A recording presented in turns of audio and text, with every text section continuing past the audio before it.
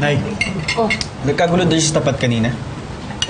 nalaman kasi na naghahanap si Tom ng bagong driver. Ayun, nagdagsaan yung mga aplikante. O ano, may napili na ba siya? Wala pa nga. Ikaw, nakapagtanong ka na. Sa opisina pero wala rin daw silang kilala eh.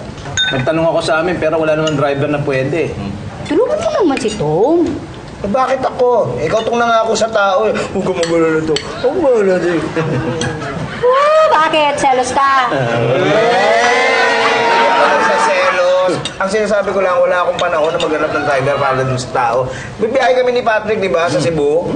Ay, oo nga pala. Oo. Tay, pwede bang magpabili ng gitara para kay Nikki? Okay ka rin, ha? Ako tatuloy na regalo para sa tsota mo, ha? Hanggang anak, gusto ka bang pasalubong? Kahit ano po.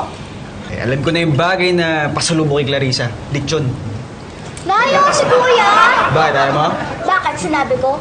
Uy, tigilan niyo naman si Clarissa. Yung mga maleta ha, pake ko si Pitoy mamaya. Ano pong maleta ilalabas ko? Yung malaki o maliit? Yung malaki, para kumasya yung lechon ni Clarissa. Nayo si tatay! O bakit? Ayaw mo? Bakit po sinabi ko? Mag-uwi ka nga talaga ng Lechon Cebu ha. Oo na, sige na. Oy, teka. Nasa Cebu nga pala kami. Baka pwedeng si Robert muna magmaneho para kay Tom. Pwede?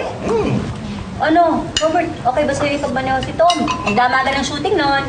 Ilang araw po? Ano lang naman kami, overnight lang naman kami. Isang araw lang. Ay, kala ko po isang linggo eh. Wow, nabitin ka. Kala ko ayaw mo eh. Hindi po, bet na bet. Shooting!